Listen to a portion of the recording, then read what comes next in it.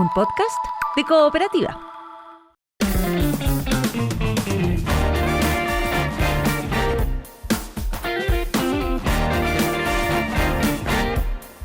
Ya, lo conversábamos en el inicio del programa y es bien interesante esta información que llega desde España, desde Cataluña, de Barcelona, donde un equipo de un centenar de profesionales, 100 personas, manso equipo médico, todos ellos del Hospital Universitario Valdebrón, llevó a cabo el primer trasplante parcial de cara del mundo. Esto con una donante que recibió la eutanasia y que decidió hacer esta acción solidaria antes de morir. El hospital barcelonés lo detalló ayer en una rueda de prensa en la que estaba la receptora, Carme, quien a través de una picadura, producto de una picadura de un insecto, sufrió una infección que provocó la muerte de células y tejidos de su cara. Lo que podría haber quedado en una anécdota acabó siendo una experiencia horrible para ella y todos los familiares, lamentó el jefe de servicio de cirugía plástica y quemado de este centro, Joan Per Barret. Y esta situación causó una alteración severa de sus funciones del habla, la respiración y de su nutrición. Y esto obviamente puso en riesgo la vida. ¿Qué es lo que ocurrió de ahí para adelante? Más que contarlo nosotros, que no sabemos, lo vamos a preguntar esta mañana al doctor Héctor Valdés, cirujano plástico, muy conocido por supuesto, a quien consultamos habitualmente acá en Una Nueva Mañana en Cooperativa de estos temas, y hoy nuevamente está con nosotros para conversar de esto. Doctor Valdés, ¿cómo está? Bienvenido. Bueno, bien, gracias. Saludo a todos y efectivamente, bueno, muy contento por los avances de la medicina en el mundo. Si bien desafortunadamente en cierta parte nos quedamos en Chile aún y en la mayoría de los países, obviamente, incluso de algunos otros países europeos, mirando un poco el desarrollo agigantado en ciertas áreas de los países que llevan un nivel de desarrollo increíble, y España, sorprendentemente, más que incluso Japón y otros países, en medicina es un líder. ¿Qué es lo que tiene de inédito? ¿Por qué se da cuenta de lo inédito de este tema, más allá de que no se había hecho nunca? Uno asume que la experimentación de trasplante de estas características se viene haciendo ya desde hace un tiempo, ¿no? Así es, bueno, se ha trasplantado, ya muchísimos órganos, ¿no? Corazón, pulmón, y ya se han ido superando una serie de barreras técnicas como es el asunto del rechazo, el manejo, los tiempos quirúrgicos, y básicamente lo complejo es volver a unir con un equipo de decenas de especialistas, ¿ya? Para unir todo, el asunto vascular, las arteriolas, las venas, la irrigación, la inervación, y entonces eso es parte del complejo. Ahí perdemos la comunicación con el doctor Héctor Valdés, que nos está explicando de este tema. Doctor, a ver si lo tengo de vuelta. Parece que no. Equipo que está levantando el tejido. Sí, hay un equipo en paralelo que levanta el cuerpo donante y otro preparando la zona donde esto se va a alojar. Sí. Hay que sí tener en cuenta que obviamente no vamos a reproducir a la misma persona, porque un asunto es la piel, no la cobertura, y otra cosa es la estructura ósea. O sea, hay un cierto parecido, pero no es ni uno ni la otra persona. Queda un aspecto, ¿doctor?, intermedio. Sí. No, es que a propósito, además perdimos un instante la comunicación, pero ya le voy a preguntar de eso, pero ¿el parecido es a la cara del receptor o del donante? Es un mix porque lo que estamos trasplantando de momento es esencialmente tejidos blandos, claro, ya, y piel, y no estamos de momento transfiriendo, la estructura ósea, ya, que eso será también ya otra etapa, si es que quisiéramos dejarlo igual. Estamos con los tegumentos, como se dice. Entonces se adapta a una superficie ósea ya parecida, obviamente, con ciertas características, pero a veces por las prisas, como en todo, se logra un 70% de compatibilidad facial, pero no es absoluto, lo cual también es bueno, ¿ya? Que la persona pueda un poco desarrollar y acostumbrarse con tratamiento psicológico, psiquiátrico, es algo muy importante, es un shock para una persona, pero por otra parte es una segunda oportunidad de vida. Ahora, de aquí para adelante, luego de ya una vez efectuado el trasplante, uno asume que el proceso de recuperación y rehabilitación de todos los músculos que se tocan, que se pasan a llevar en la cirugía, debe ser bastante largo y complejo, no es tan simple, no es que uno llegue y quiere tiro, ¿no? Un año y incluso un poco más. Hay toda una rehabilitación muy intensa, lo vemos ya cuando se trasplanta, por ejemplo, una mano, ya cuando tenemos áreas bastante todavía menores y complejas, pero hay todo un efecto de rehabilitación, fisioterapia, kinesiología, hay todo un equipo que tiene que ir adaptando esto, y más todo el tratamiento inmunológico para evitar el rechazo. Por mucha compatibilidad que haya, nunca es absoluta. Pero bueno, es un salto que en Chile, de momento, hay muchísimos especialistas de cirugía de mano, neurocirujanos, cirujanos vasculares, que afortunadamente están yendo a Estados Unidos y a Europa ya para un poco mantener las técnicas, pero todavía son, por así decirlo, gladiadores aislados en algunos centros de Chile que tenemos en grandes centros hospitalarios, pero montar un equipo requiere un esfuerzo nacional, porque se necesitan en las donaciones. Cuando hay un accidente, por ejemplo, automovilístico en una carretera, que se lleva supongamos a 800 kilómetros de un buen hospital preparado para un trasplante, un traslado en helicóptero es inmediato, congelación, extracción del órgano, es decir, hay pocos países, Europa está muy desarrollado. Ay, otra vez perdimos ahí la comunicación con el doctor Valdés. A ver si logramos hacer una nueva comunicación con él para que no se nos interrumpa, porque es bien interesante. Fíjate que algunos datos que te puedo entregar mientras tomamos nuevamente contacto con él. El donante y el receptor deben compartir sexo, deben compartir el grupo sanguíneo y presentar algunas medidas antropométricas de la cabeza semejantes, o sea, deben tener cierta similitud. La cara concentra la imagen que el individuo proyecta hacia los demás y está muy ligada a la identidad personal, eso es fundamental. Y con estos requisitos, tener una donación de alguien que había solicitado la eutanasia, proceso en el que pueden pasar semanas o meses entre la toma de decisión y la muerte asistida, ayudó a una mejor planificación. Esto según los médicos que estaban a cargo de este proceso. Tener un donante que recibiera eutanasia nos permitió la planificación en 3D tanto de la paciente como de la donante, cosa que facilitó el trabajo, explicó el jefe del servicio de cirugía plástica y quemados. Y todo ello sin que hubiera ninguna conexión entre la donante y la receptora, indicó por su parte el coordinador de programas de donaciones y trasplantes, que eso suele ocurrir no solamente en este tipo de casos, sino que es más o menos usual. Aseguraron además que cumplieron con la ley de regulación de la eutanasia de manera estricta para este tema. La cirugía del trasplante de cara es de máxima complejidad. Puede durar hasta 24 horas y requiere experiencia y recursos asistenciales de laboratorio. Porque como nos decía el doctor Valdés, se trasplanta piel, tejido adiposo, nervios periféricos, la musculatura facial y también el hueso de la cara. Esto con estructuras que son pequeñas y con una disposición tridimensional que es algo compleja. Se han hecho 54 trasplantes de cara en el mundo y hay una veintena de centros trasplantadores, entre ellos este hospital que hemos hablado, Valdebrón, ahí en Barcelona, que es un hospital público, es parte de la salud pública esto, es referencia en España y apuesta por investigación e innovación aplicadas a la asistencia clínica. Cuenta con 11.000 profesionales y tiene en marcha 92 grupos de investigación y 1.377 ensayos clínicos activos, según datos que sacamos aquí de la página web de este centro de salud, para, por supuesto, dar ahí una buena noticia. Ya, de vuelta estamos con el doctor Valdés. Nos costó restablecer la comunicación, Doc, pero sigamos hablando de ese tema que quedó ahí pendiente. Las excusas a nuestros auditores, pero ya de manera analógica, a la antigua, seguimos conversando.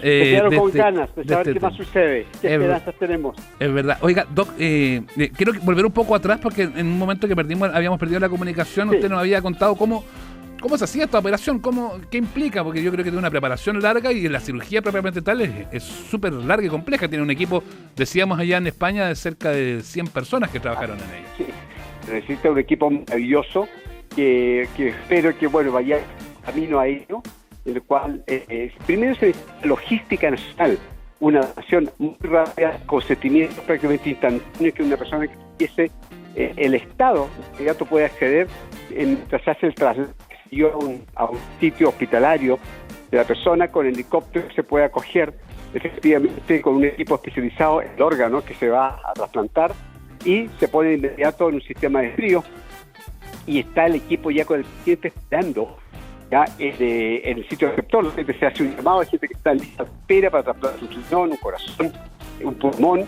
Entonces se le avisa y esta persona tiene que estar... Ya, está muy compleja la comunicación con el doctor Valdés. A ver si podemos intentar de manera digital por última vez, la última, si no tendremos que dejarla para otro momento, porque la señal no es buena, está en movimiento él y lamentablemente no hemos podido ahí tener una buena conexión para esta conversación. Doc, a ver, ahora sí. Y ahora, ay, nos ha costado. Ahí lo escucho regio, sí. Tan difícil como un trasplante mismo. Oiga, es una demostración de la dificultad que existe. Salió más complejo que el trasplante, la comunicación. Ya usted me estaba contando esto de los equipos multidisciplinarios gigantescos para la cirugía. Así es, porque se hace falta, además una logística nacional, helicópteros preparados, dispuestos en todo. Se utiliza también mucho el soporte de bomberos en esto, justamente para hacer un traslado instantáneo con equipos especializados que llevan un fallecido de inmediato, que cumple unas condiciones y tiene autorizada la donación para extraer los órganos y llamar de inmediato a las personas que están en lista de espera para recibir trasplantes. Y entonces, a veces, en este caso, se planificó muchísimo porque era una persona viva que iba a donar su rostro. Es distinto. Entonces hubo, por una parte, una planificación de meses, aún así, en la cual literalmente estaban preparados el receptor y el donante que iba a autoinfligirse una muerte, por así decirlo, por una eutanasia consentida y autorizada. Y entonces, bueno, los tiempos en este caso eran óptimos. O sea, el tejido que dona puede morir muchas millones de células en el tiempo mientras recibe nueva circulación, pero en este caso ese tiempo era mínimo. Requerimos de decenas de especialistas para esto. Para los chilenos, desafortunadamente, es como mirar, tan complejo como decir cuándo vamos a enviar un cohete a la luna. Claro. Ya es esa la hazaña, la magnitud de algo esto. Necesitamos, igual que dijeron, vamos a enviar un chileno en una nave chilena a la luna, necesitamos ingenieros, preparación, tecnología, y esto es algo similar. La verdad es que no es menor. Pensar que incluso Estados Unidos, con la tecnología que tiene en muchas áreas espaciales y tecnológicas, por ejemplo, en el área de trasplante, quien lidera sorprendentemente es España, más que Japón y más que otros países. España, como todos los países, tiene más ventajas en unas cosas que en otras, pero sorprendentemente tiene una política de salud, ya de bienestar en ese sentido, y de donación que es muy, es realmente hoy día la mejor del mundo y con especialistas en muchos lugares. De hecho, para esta situación en particular, el tema de la eutanasia es fundamental porque permitió que se hiciera en el mismo centro, que estuviera cerca, incluso se pudo modelar en 3D la cara a la hora de salir de un cuerpo y llegar al otro. Absolutamente. Acá en Chile ha sido un gran debate todo esto de la eutanasia, pero no tenemos una ley de esas características hasta ahora. Así es un paso gigantesco para personas que por distintas razones deciden, por enfermedades incurables que están sufriendo, efectivamente, digamos, fijar la fecha de su muerte, pero dar vida, que eso es muy importante, dar vida no he investigado en detalle, pero es muy posible que esta persona que está en un tema secundario ahora, porque estamos con el tema del rostro, haya donado otros órganos también a distintos donantes. Estamos enfocados porque normalmente cuando una persona es donante, dona 3, 4, 5 órganos, que son los 2 riñones, el pulmón, los 2 pulmones, corazón, en este caso también el rostro. Es decir, esa es la maravilla de la continuidad de la vida y una apropiada ley de trasplante en Chile y una buena red. La verdad es que, es algo en el cual yo creo que afortunadamente, no con demasiada prisa, pero iremos lentamente avanzando a estas posibilidades, a veces gente muy joven, ya que no tiene esperanza de vida porque efectivamente tiene sus órganos simplemente no funcionan, fallan y están conectados a veces a una máquina de diálisis por sus riñones por 30 o 40 años por delante, y lo que los salva es un riñón. Así que esta noticia nos sirva para concienciar la necesidad de que como país aumentemos la donación y el sistema de trasplante de órganos. Doctor, ¿qué pasa porque uno más o menos entiende lo que ocurre y va de la mano de la diálisis, por ejemplo, y todo eso cuando hay un rechazo del órgano, el corazón quizá un poco más complejo, pero igual hay máquinas que pueden establecer eso. ¿Qué pasa en un trasplante de cara cuando hay un rechazo de parte del nuevo cuerpo? Bueno, rechazo hoy día, la verdad es que la medicación para contener la respuesta inmunológica al rechazo, afortunadamente está muy depurada, muy avanzada. Hay aspectos, hay zonas que efectivamente, células que fallecen, que dan algunas cicatrices en algunas zonas, que se produce alguna necrosis parcial del tejido, etcétera, y entonces se curará, como es, por ejemplo, lo que sucede con la gente que se ha quemado. Es decir, quedarán algunas zonas del rostro con algunas marcas de zonas que sufrieron en este trasplante.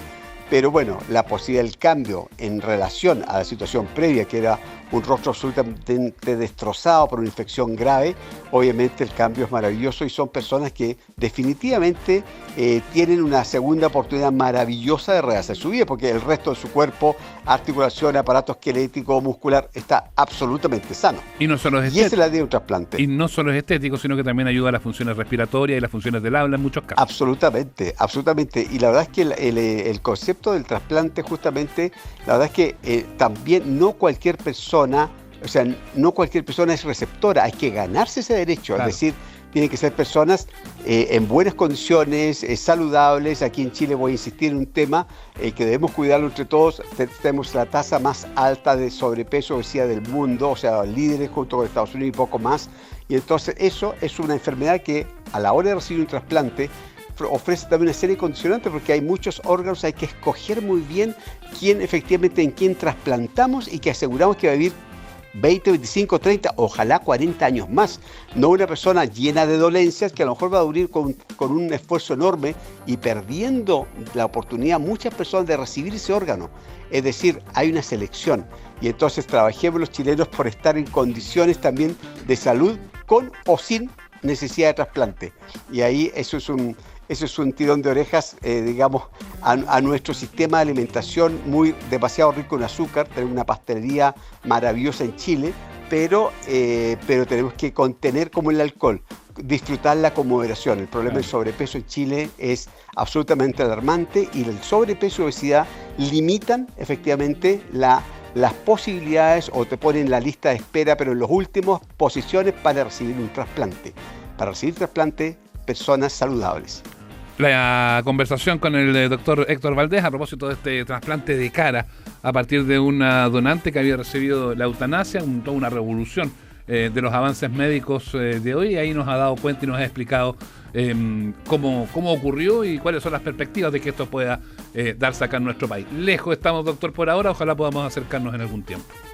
Bueno, como lo comenté en algún momento, mira, nos acercamos, pero son pioneros ya, como dije, gladiadores que van a formarse por su cuenta, muchas veces financiados por sus propios medios, médicos, especialistas, fisioterapeutas, ya que van de distintas especialidades a pasar por algunos lugares, tanto en Estados Unidos y en Europa, en varios, y que trabajan, pero aisladamente. Hay pocos equipos aglutinados, 3, 4 especialistas, pero efectivamente, bueno, lentamente creo que en la medida que el país económicamente pueda sostenerlo, ya, y podamos acabar con las listas de espera, con la falta de medicamentos en los hospitales, vamos a poder ir avanzando cada día a una medicina mejor. Lo estamos haciendo porque de hecho en Chile, afortunadamente hoy, la esperanza de vida con todos los problemas que hay está aumentando. Hoy día estamos alrededor de los 80 años, sí, cuando hace 2 generaciones eran 60. O sea, las vacunas, los cuidados de salud, todo el sistema médico en general, vamos aumentando y hemos ganado 20 años en promedio como sociedad.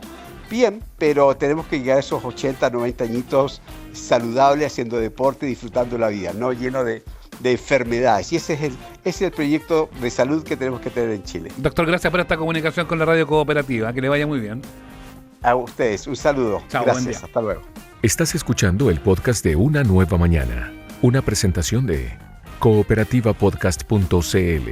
Estábamos hace un instante con Felipe Cofré ahí en el sector de Barrio Meis, con esta batalla campal impresionante que se ha dado entre el comercio ambulante, los carabineros en el sector. Todavía un barrio que está sitiado por estos hechos de violencia, además de una noche infernal, de acuerdo a lo que han narrado los vecinos del sector, también con choques y peleas. Es un operativo que no termina, esto que comenzó en la última hora para despejar las calles de el comercio ambulante. Veremos qué efectos tiene. Se han instalado rejas, 7 rejas alrededor de distintos puntos críticos ahí del sector.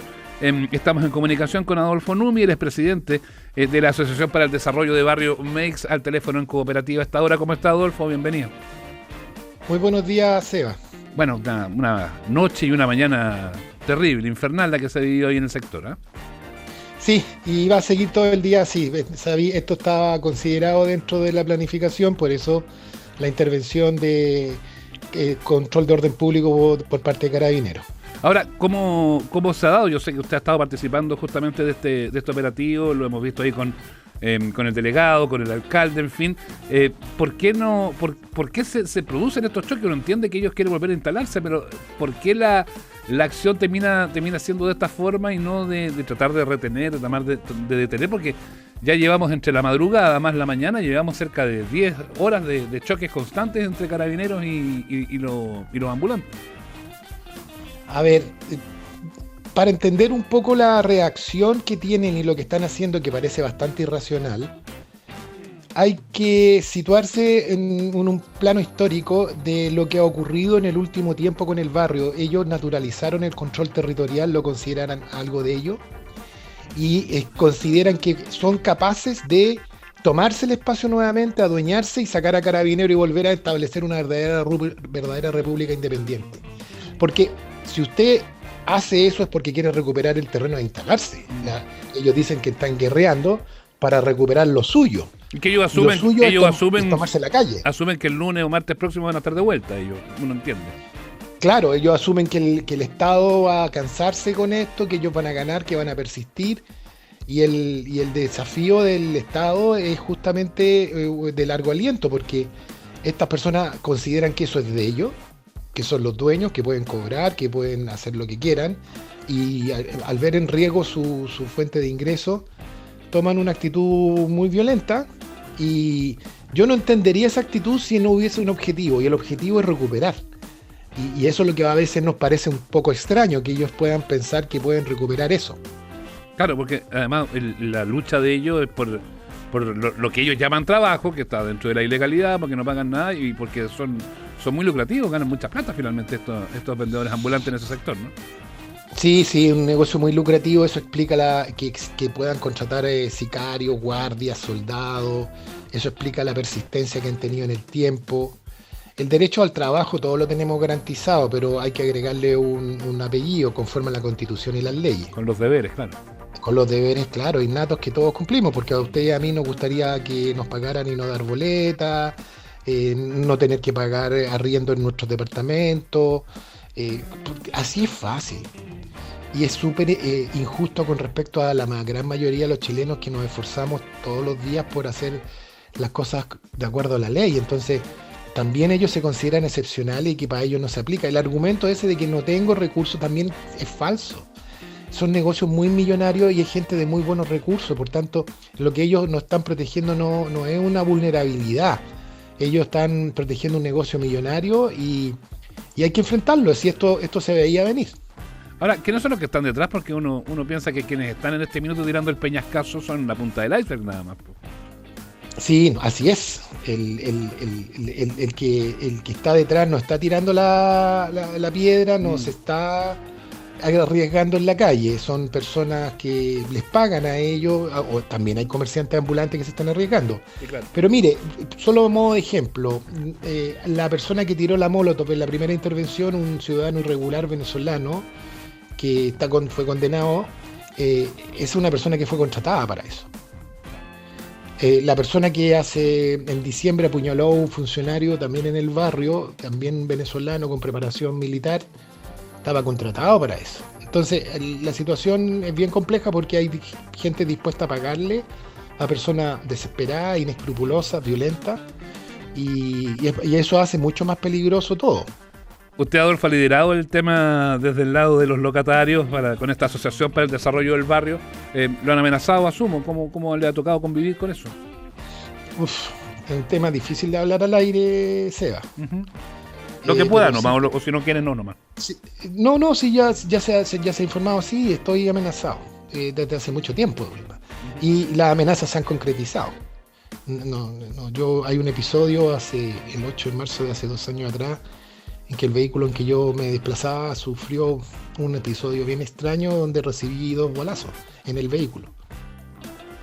Es fuerte, Así. Es fuerte Sí, claro, ese sí, es fuerte y otras cosas más, pero en el fondo si si uno no hace estas cosas, mire, si yo no quiero ser mártir, quiero dejarle claro, y tampoco quiero ponerme el cartel de héroe, eso no. Pero la única opción que teníamos era enfrentar a esto de manera decidida, porque esto se fortaleció justamente por el temor que lograron infundir y que las autoridades miraron para el lado y al final estábamos solos y no mucha gente estaba dispuesta a dar la cara, por eso que me nombran a mi vocero y esa situación me puso en una obligación de tener que hablar y eso tiene sus costos y estuve dispuesto a asumirlo. Es complicado. Prefiero que pasemos a otro punto, Seba. No, además, lo entiendo. Le agradezco que nos haya dado algunas luces sobre ese asunto. Una cosa, ayer conversaba con Felipe Cofré, nuestro periodista que estaba ahí en el lugar, y claro, se instalan estas 7 rejas, y uno dice, bueno, ¿hasta cuándo van a instalar rejas? O sea, finalmente, no sé si las rejas necesariamente es la solución de fondo, porque se van a ir moviendo, ya es lo que han denunciado vecinos de otros sectores, más hacia Almirante La Torre, hacia el oriente, hacia Blanco Encalada, que se están moviendo hacia allá, o algunos muchas veces, y ha ocurrido en otras intervenciones anteriores, Adolfo, ustedes recordarlo, se han ido a la Plaza de Puente Alto, a la Plaza de Maipú, a otras comunas, que en el fondo es cierto que sale de ahí del foco, pero se mueve para otro lado el problema. ¿Cómo poder encarar este tema para resolverlo de fondo? O sea, no que finalmente terminemos a lo mejor, porque si no después vamos a tener que poner 4 rejas más para allá y 8 rejas más para el otro lado, y vamos a terminar con un sector MEX y con un centro histórico de Santiago básicamente bajo las rejas. No, esa no es la idea. Nosotros este plan lo desarrollamos a lo largo del tiempo. Hay un master plan desarrollado por la Universidad Católica. Teníamos que recuperar el territorio. Miramos experiencias comparadas. Fuimos a ver el cierre perimetral de barrios comerciales en Perú, Gamarra, que nos sirvió de modelo. En base a eso fuimos haciendo fases. La fase 1 cerramos una zona pequeña, vimos que funcionaba. Después la zona 2. Aquí no se cierran los barrios, aquí se ponen controles de acceso para que no ingresen los ambulantes ni se instalen los toldos. Las portones, el diseño original y que nosotros vamos a defender hasta el final es que el barrio esté abierto y que todos los portones estén abiertos.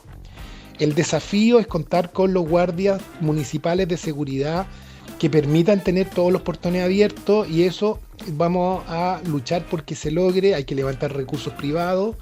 Hemos levantado recursos privados por los pórticos. Entonces, esto es un cierre perimetral de un barrio comercial.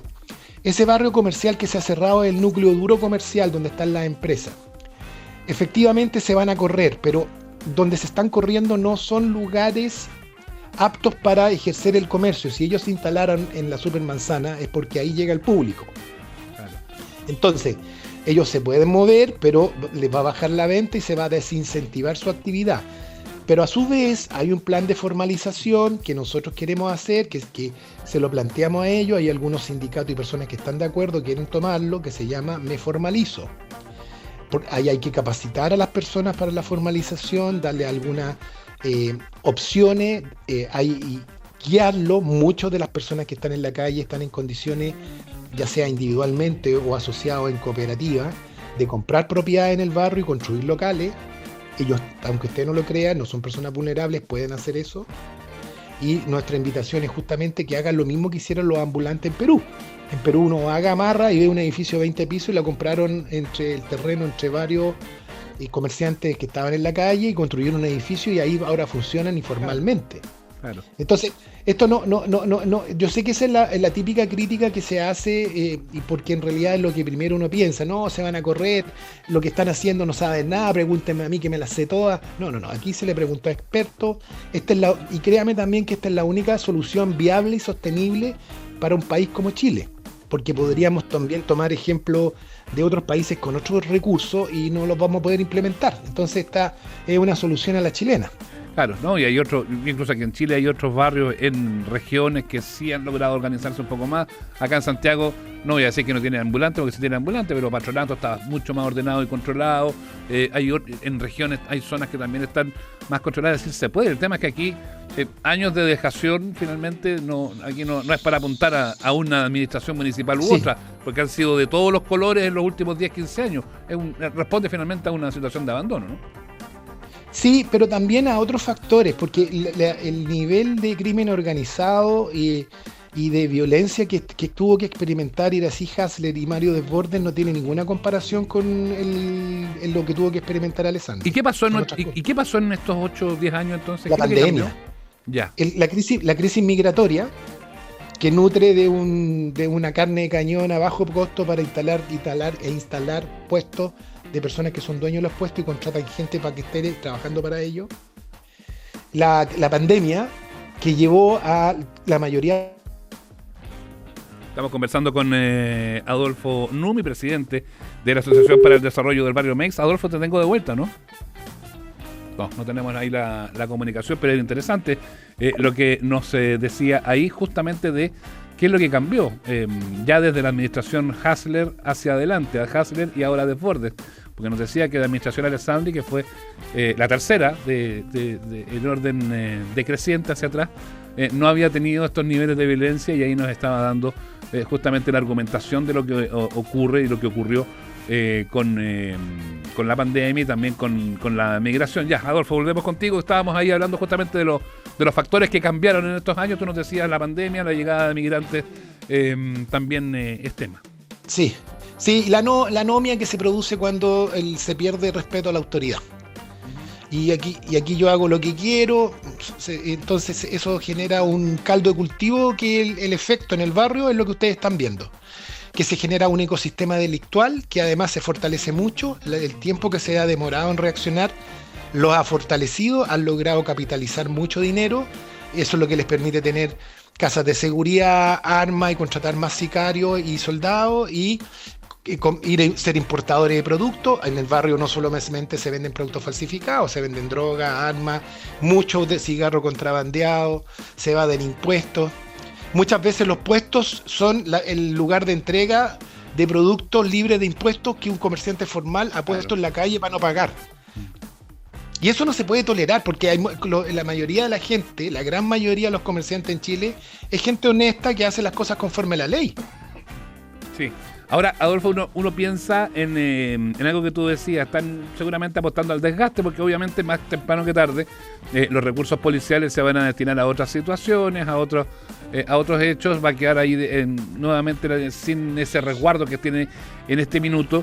Y uno piensa que si son así y lo voy a plantear en buen chileno, que son así de choros con los carabineros, ¿qué es lo que esperan de esos guardias municipales que van a estar en el lugar?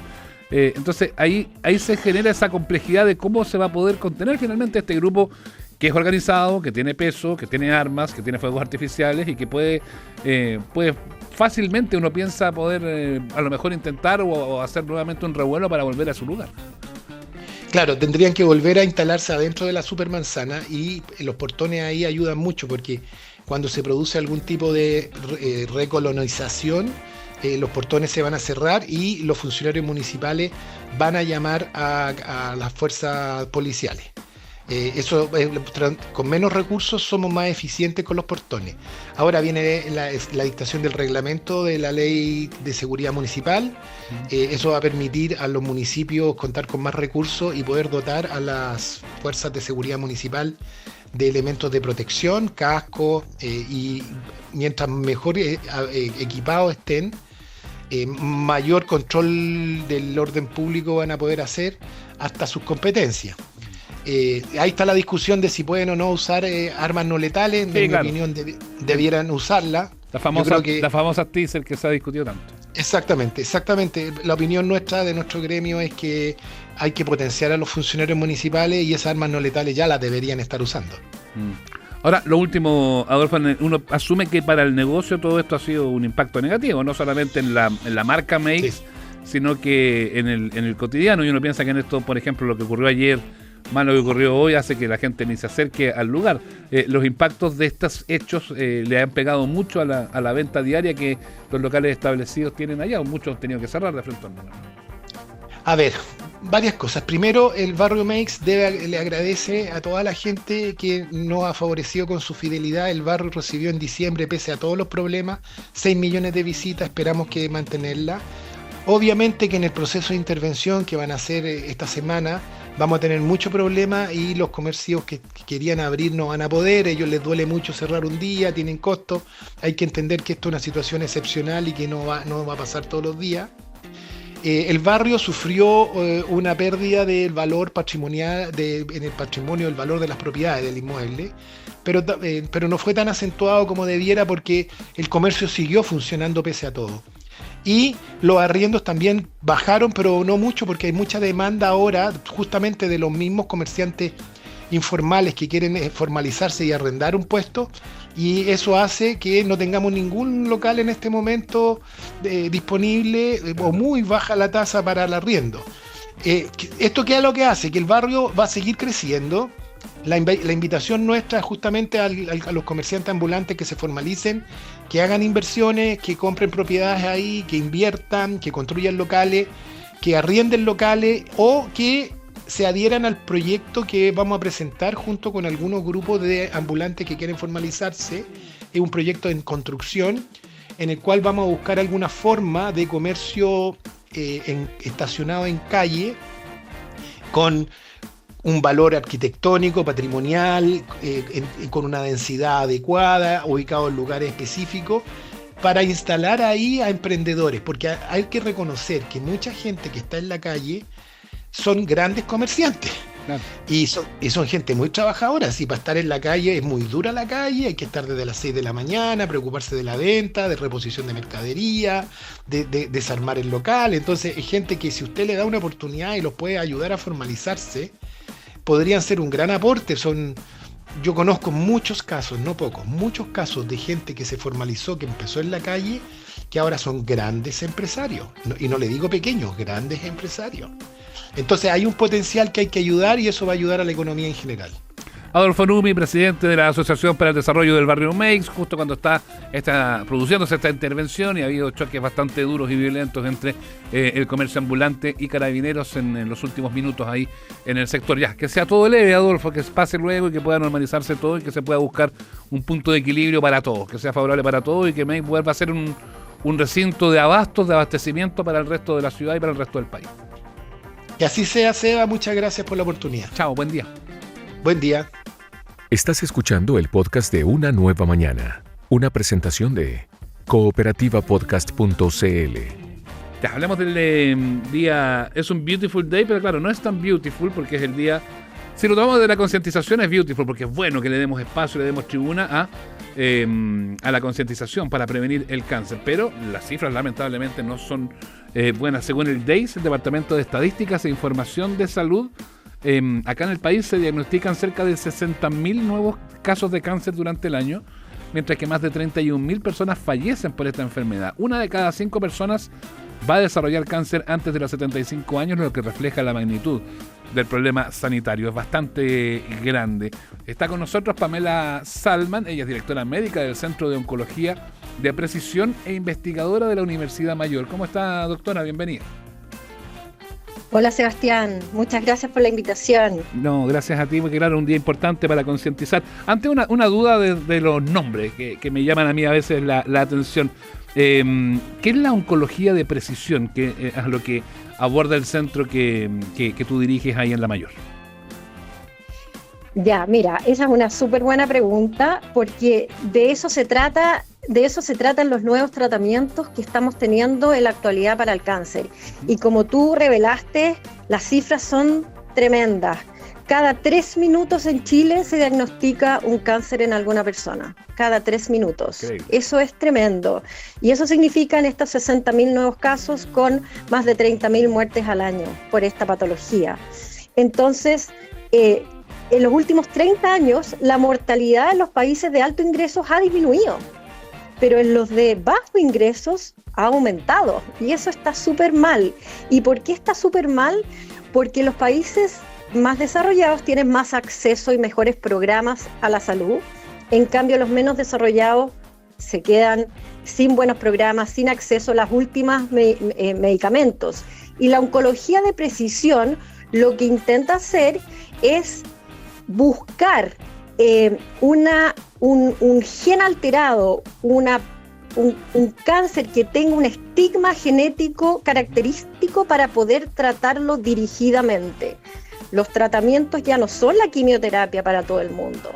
Ahora hay terapias dirigidas y nosotros en el Centro de Oncología de Precisión nos dedicamos a hacer estos test genéticos gratuitos para los pacientes con cáncer para poder detectar estas mutaciones en los genes y poder saber y dirigir las terapias para no tener tanto efecto adverso y para no dar terapias que en realidad no le van a hacer mucho efecto a los pacientes. Perdona que te interrumpa, Pamela, pero esto lo hemos escuchado harto nosotros en el cáncer de mama. Se está abordando mucho cuando hay una condición genética, cuando hay casos familiares que puedan ser hereditarios.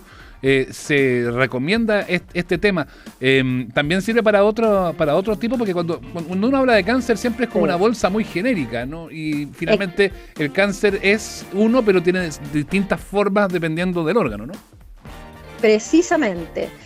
Y el cáncer de mama, que es uno de los más frecuentes en el mundo, gracias a Dios las muertes han bajado muchísimo por las distintas patologías. Chile tiene una muy buena campaña de detección y tenemos muy buenos tratamientos para el cáncer de mama.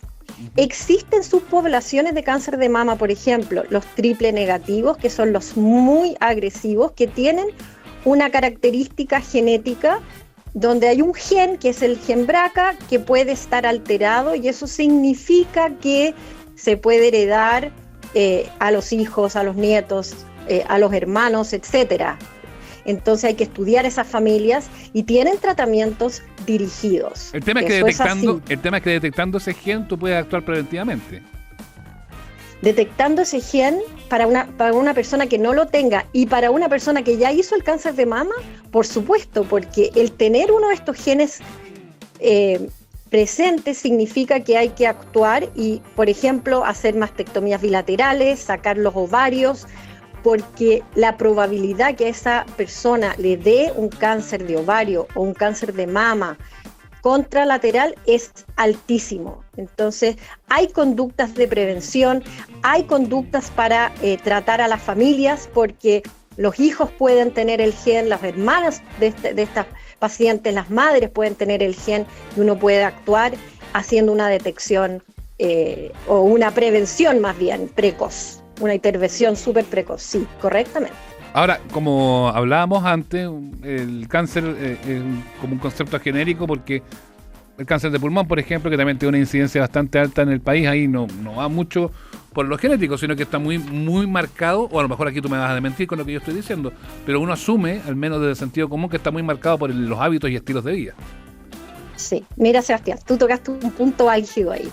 El cáncer de pulmón es uno de los cánceres más malignos que existen y que yo te diría que hace unos 10 años atrás mataba a muchas personas. Y esto está súper ligado a un hábito en particular, que es el tabaco, y también a la exposición al asbesto o a químicos del ambiente. Pero el tabaco es lo principal.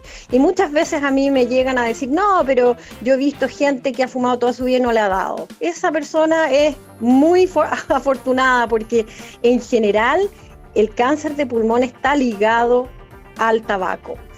Pero, y como muy bien dijiste, no es hereditario, esto es un hábito. Pero esos tumores del pulmón se pueden estudiar a través del Centro de Oncología de Precisión y con estos estudios genéticos, porque como muy bien dijiste, ya no es una bolsa en que uno dice cáncer de pulmón y los tratamos a todos con quimioterapia, claro, sino que ahora se está estudiando el perfil genético de cada uno de esos tumores y hay tratamientos dirigidos para el tipo de tumor, que no necesariamente tienen que ser con quimioterapia, que pueden ser con terapias biológicas o agregarle inmunoterapia a la quimioterapia, que ha resultado, y yo conozco y tengo pacientes que han, inclusive en etapas avanzadas, logrado una, entre comillas, curación. Se está hablando de eso con la incorporación de la inmunoterapia. ¿Y de qué hablamos cuando hablamos de terapias biológicas para los que no necesariamente saben o conocen? Las terapias biológicas tienen otro mecanismo de acción que la quimioterapia. La quimioterapia actúa a nivel del ADN que está en el núcleo de la célula, pero de todas las células, de las buenas y las malas. Las terapias biológicas son terapias dirigidas y que depende de de estas mutaciones o sobreexpresiones que puedan tener estos tumores, cuando se estudian a través de estos test genéticos, y esta terapia dirigida, muy bien elegido el nombre, dirige el tratamiento específico a esa mutación que tiene el tumor. Por tanto, es una terapia tremendamente eficaz, que tiene obviamente sus toxicidades, pero que mantiene a los pacientes vivos por mucho tiempo, porque estamos tratando dirigidamente el tumor, a esa característica que tiene en particular ese tumor. Por eso es tan importante. Lo hace más acotado, además pensando en que la quimio es tan devastadora, por decirlo de alguna forma. Claro, te puede recuperar, pero es demasiado invasiva. Absolutamente. Estas terapias son mucho menos invasivas y son mucho más dirigidas, entonces los efectos adversos son muchísimo menores. No estoy diciendo que no los existen, porque sí hay, pero claramente no tienen que ver con los efectos adversos de una quimioterapia. Ahora, la tecnología ha ayudado bastante, hay muchos avances al respecto, hay inteligencia artificial, hay distintas experimentaciones que se están haciendo. Eso también va poco a poco cuando uno lo aplica a la medicina, y si lo aplica particularmente a la oncología, también ayuda bastante, ¿no? Absolutamente, Sebastián. Y ese es un punto álgido que tú tocaste previamente, porque aquí hay 4 estrategias que hay que hacer, y sobre todo en los países latinoamericanos que tenemos mucho menos ingresos y mucho menos acceso a la salud por distintas razones que en este minuto podríamos estar hablando todo el día, pero hay que implementar, porque lo más importante es la prevención. Es la prevención, que tú lo dijiste.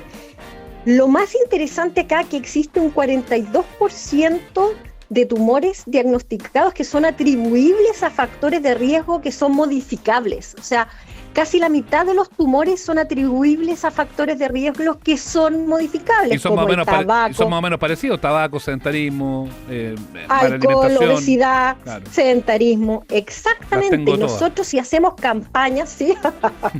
Ya, está mal ahí. Estamos mal. Peor ejemplo. Si nosotros como país hacemos campañas de educación en los colegios, a temprana edad, para cambiar la mentalidad, para prevenir, o sea, créeme que habría un impacto enorme, pero enorme en millones de personas, porque hay que cambiar hábitos, modificar hábitos, olvidarse el tabaco, olvidarse el alcohol, que es súper difícil, hacer mucho ejercicio, comer sano para no tener obesidad, y eso salva vidas, salva muchas vidas. La prevención es crítica. Y otra forma de prevenir son las campañas que tenemos en Chile de vacunación. Vacunación para nuestros niños contra el virus papiloma, claro, que previene el cáncer, cura, o sea, no te da cáncer cervicuterino. Y eso es gigante, eso es masivo, y nosotros estamos aplicando eso en nuestro país. Las vacunas contra la hepatitis B también, o sea, previenen el cáncer de hígado, que es provocado por el virus de la hepatitis B. Entonces, la prevención para nuestros países o los países de menos ingresos es clave para disminuir estos números tan terribles que tenemos. Pero ahí es importante también, y por eso estos espacios son importantes, porque es importante la concientización, y varias veces que hemos conversado con colegas tuyos, nos dicen, bueno, después de la pandemia como que quedó la grande, y se armó esta otra pandemia, porque como se dejaron de hacer los exámenes, dejó de haber rutina de diagnóstico precoz, finalmente terminaron creciendo los casos un poco, casi como una nueva pandemia. Correcto, así fue. Ya, gracias a Dios, eso está disminuyendo y estamos entrando ya en la rutina, o sea, más normalizada, digamos. Pero la pandemia nos golpeó fuerte, no solo por la pandemia, sino que porque no había acceso en ese minuto a la salud que no fuera para el COVID. Entonces hubo mucho aumento de los casos de cáncer, precisamente por eso, porque no se podía acceder rápidamente a un diagnóstico o a un tratamiento o a un examen preventivo. Entonces sí, eso impactó muchísimo. Ahora, como política de Estado, yo creo que es tremendamente importante estas campañas de prevención, y yo felicito a la Radio Cooperativa, no porque estoy hablando acá, pero la escucho todos los días, créeme. Muchas gracias. Yo la felicito porque de verdad tener este espacio para poder conversar, y ojalá que no fuese solo en el Día Mundial del Cáncer, sino que ojalá fuese todos los meses que pudiésemos hacer campañas de concientización para poder crear conciencia en la gente más joven, crear conciencia en los padres para que se lo transmitan a los hijos y poder prevenir, porque de verdad que podemos hacer cosas súper importantes. Y lo otro que es crítico es el acceso a los tratamientos. Yo sé que los tratamientos, estas terapias dirigidas, las inmunoterapias, son tratamientos de altísimo costo. Y el país está haciendo un esfuerzo a través del GES y del programa de drogas de alto costo para intentar acercar a la población estas terapias, pero no da abasto. Y por eso yo llamo a la población y al gobierno y a las autoridades a que podamos incentivar los estudios clínicos. Nosotros en el Centro de Oncología de Precisión, y hay varios centros a lo largo del país que realizan estos estudios clínicos que le entregan a la población la oportunidad de acceder a un tratamiento de altísimo costo a 0 pesos. Cosa que es inviable para cualquier gobierno, porque de verdad que los costos son muy tremendos. Sí, eso es una complejidad. Ahora, estos mismos avances hacen que estos tratamientos que son tan caros en algún tiempo mediano, ni siquiera digo un largo plazo, en un tiempo mediano, puedan reducir sus precios, o más o menos siempre van a ser muy caros, ya sea para absorber por el propio paciente o también por los distintos estados. Pensando en esto que tú decías, que hay tanta diferencia entre los países que tienen más recursos versus los que tienen menos en este sentido. Sí, absolutamente, eso es un temazo, porque nosotros, a pesar de que estamos intentando hacerlo, nos estamos quedando atrás todos los días con los nuevos avances, con la inteligencia artificial, como muy bien tú lo dijiste, y se están descubriendo drogas todos los días y nos estamos quedando atrás. De hecho, los tratamientos que ahora estamos dando ni siquiera son los estándares en los países más desarrollados. Entonces, de verdad que es crítica la situación, muy compleja, y están saliendo los biosimilares que esperamos. O sea, obviamente tienen un menor costo, pero los tratamientos más nuevos y que impactan en la sobrevida de los pacientes tienen un costo altísimo. A propósito de eso, nos decías tú que en el Centro de Oncología de Precisión de la Universidad Mayor están atentos a ellos y hay testeos que son gratis para las personas, ¿no? Testeos genéticos gratuitos, cualquiera se puede acercar a nosotros, pueden ingresar a nuestra página web y inscribirse para un testeo gratis. Este examen cuesta $1,5 million de pesos. Imagínate. Y que lo estamos... Sí, nosotros nos ganamos un programa de la NID, a través de incorporando la inteligencia artificial acá, y estamos pudiendo testear a pacientes gratuitamente, lo que es pero increíble, porque podemos saber si tienen estos genes mutados, por ejemplo, en mama y ovario, que son los BRCA, o en próstata, o en los distintos tipos de tumores, que no necesariamente son los hereditarios, sino que los no hereditarios, para dirigir las terapias o poder ofrecerle a estos pacientes algún tipo de estudio clínico. Así que sí, tenemos mucho de esto, y yo los llamo y les agradezco la instancia a que ingresen a la página, a que se testeen genéticamente y a que podamos nosotros asesorarlos para dirigir sus terapias. Eso, cuéntanos la página para quien a lo mejor tenga interés o pueda hacerlo o quiera hacerlo, aproveche esta oportunidad, porque como tú dices, es un examen en general bastante caro y una ventana de oportunidad a la cual se puede acceder con ustedes. Sí, nosotros somos el centro. En este minuto nuestra página dice Centro de Medicina de Precisión. ¿Ya? Y ahí uno puede ingresar y ver en el link de estudios clínicos. Ahí está el testeo genético gratuito. Perfecto. Y si no, pueden llamar al teléfono y a través del teléfono se pueden inscribir.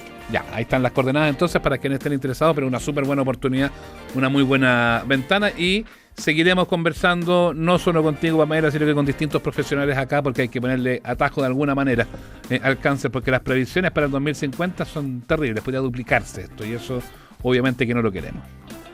O sea, de todas maneras, de 10 millones de personas que se mueren por cáncer al 2023, va a subir a 20 millones, al doble, al 2050, así que por supuesto que hay que ponerle un atajo a esto.